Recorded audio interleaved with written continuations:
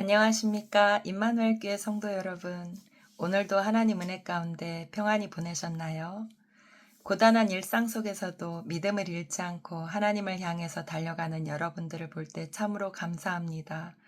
여러분들의 가는 걸음에 조금이라도 도움이 되고자 성경 공부를 계획을 했습니다. 듣기만 해도 알 수 있는 듣기만 시리즈를 준비했습니다.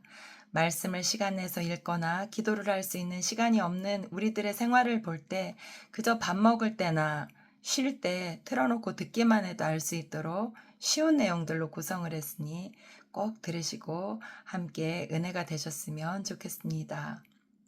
기독교의 기본 교리들로 간략하게 전체 훑어보는 그런 과정들을 준비를 했습니다. 첫 번째로 하나님에 대해서 생각해보는 시간이 되겠습니다. 하나님은 과연 살아계신가? 하나님이 살아계신다는 것을 우리는 어떻게 알 수 있나?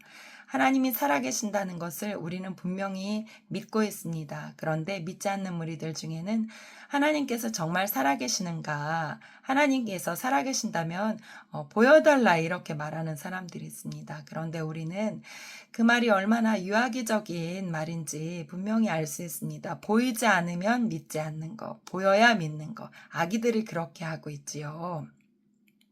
우리는 배우면 배울수록 그리고 자라면 나이를 먹으면 먹을수록 보이지 않는 것들 중에 존재하는 것들이 있다는 것을 너무나 명확하게 알게 됩니다.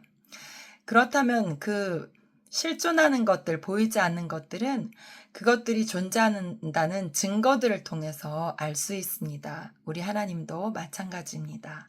하나님께서는 눈에 보이지 않는 영적인 분이시지만 하나님이 존재한다는 그 증거들이 많이 있습니다. 그 첫 번째로 자연 만물을 들 수 있습니다. 이것을 우리는 일반 계시라고도 합니다. 계시.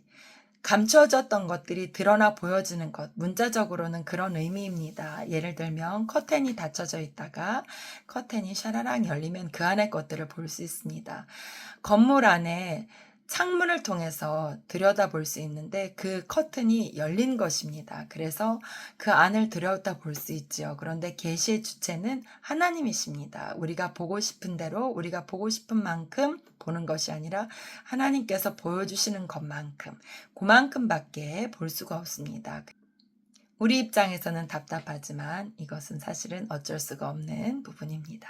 하나님께서 보여주시는 것만큼, 알게 해주시는 것만큼 그것만 알 수 있습니다. 그 계시는 일반 계시와 특별 계시 이렇게 두 종류로 나뉩니다. 일반 계시는 말 그대로 일반적인 계시, 사람이라면 누구나 다 알 수 있는 그냥 그 널려있는 계시들이죠. 자연 속에 나타난 계시들을 말합니다. 성경 로마서 1장 20절에는 이런 말씀이 있습니다. 창세로부터 그의 보이지 아니하는 것들 곧 그의 영원하신 능력과 신성이 그가 만드신 만물에 분명히 보여 알려졌나니 이렇게 말씀하고 있습니다. 하나님의 영원하신 능력과 신성이 그가 만드신 만물에 보여졌다고 합니다.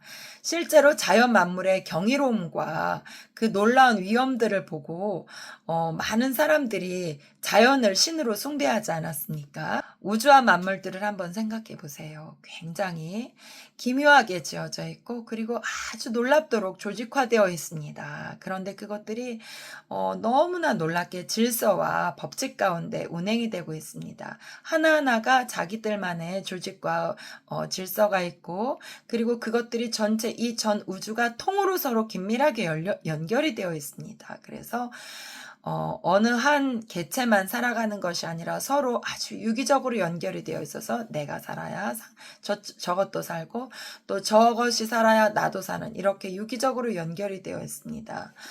이런 놀라운 질서와 법칙들을 볼 때 이 우주 만물은 그냥 우연히 만들어진 것이 아니라 이것들은 누군가 엄청난 지적인 존재에 의해서 설계되고 계획되고 만들어졌다고 그렇게 고백할 수밖에 없다.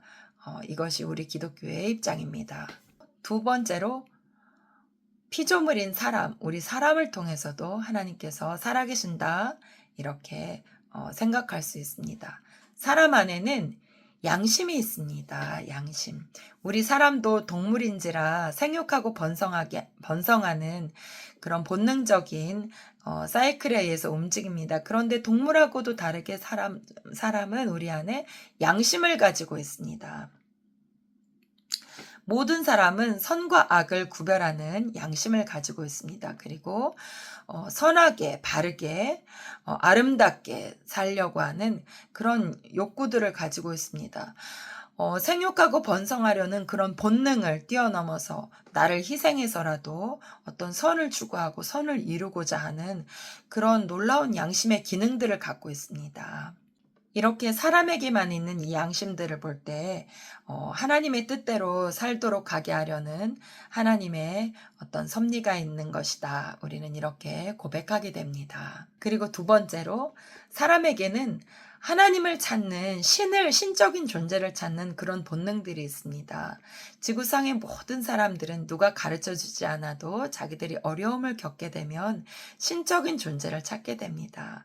하나님을 알지 못하고 믿지 않는 사람도 죽음 앞에서 만약 신이 살아계시다면 나를 도와주세요. 이렇게 기도한다는 이야기를 들었습니다. 이렇게 교육을 받지 않고 누구의 권유를 받지 않아도 자연스럽게 마음속에서 신적인 존재, 전능자, 나를 도와줄 수 있는 능력자를 찾는 것은 우리 양심의 고백이고 그리고 인간 중심의 인간 본연의 부르짖음이다. 이렇게 생각할 수 있습니다. 하나님이 없다면 어떻게 사람이 심중에서 이렇게 하나님을 찾는 부르짖음을 가질 수 있겠습니까? 우리가 알지 못할지라도 우리 사람은 하나님과 긴밀히 연결되어 있다. 이렇게 생각할 수 있겠습니다.